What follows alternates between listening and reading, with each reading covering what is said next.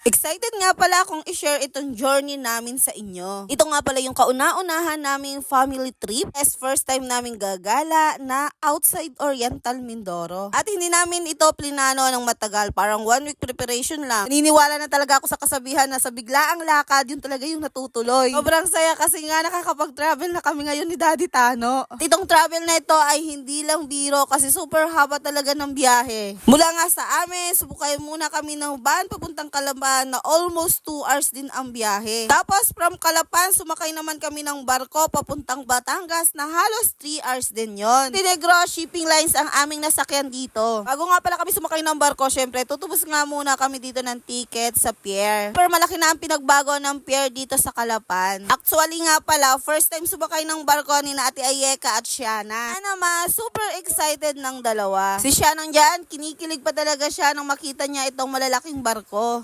Ramdam ko yung excitement itong dalawa. At habang ang nasa barko kami, panay tingin nila sa dagat at enjoy na enjoy talaga sila. Nakakatuwa kasi kahit mahaba ang biyahe, hindi sila nahili o nasuka. Kaya naman hindi ako nahirapang intindihin sila sa biyahe. Ako nga yung tipo ng tao na kapag nagbabiyahe, tulog lagi ako. Pero this time, hindi ako masyadong makatulog kasi yung aking dalawang kasama mulat na mulat. Tapos kapag nagbabiyahe kayo, dapat meron kayong laging dala na cup noodles kasi mahal nga ang cup noodles dito sa barko. Tubig lamang ang bibilhin nyo dito sa barko kasi meron ditong 7-Eleven sa loob ng Montenegro Lines. Pagdating namin ng Batangas, hindi pa daw natatapos ang biyahe namin dahil sumakay pa kami ng bus papuntang Cubao. Very convenient naman na ngayon yung mga bus kasi meron na rin ditong charger port para kung malulobat yung cellphone nyo, makakapag-charge pa kayo. First class bus ng Victory Liner ang aming hinihintay na masakyan papuntang Baguio. Isa pang nakakatuwa dito, bago kami sumakay, may lunch sila para sa mga royal at first class passengers. May waiting area na maayos tapos may libre pang coffee kaya kahit papano nakapagpahinga muna kami habang naghihintay ng biyahe. Hindi ko na masyadong nabidyuhan ang mismong bus dahil sa sobrang antok ko. Namalayan ko na lang na paakyat na kami ng Baguio at ramdam mo na talaga yung malamig na hangin. Overall, sobrang saya at memorable nitong travel namin. Of course, masasabi ko nakakapagod ang aming biyahe pero worth it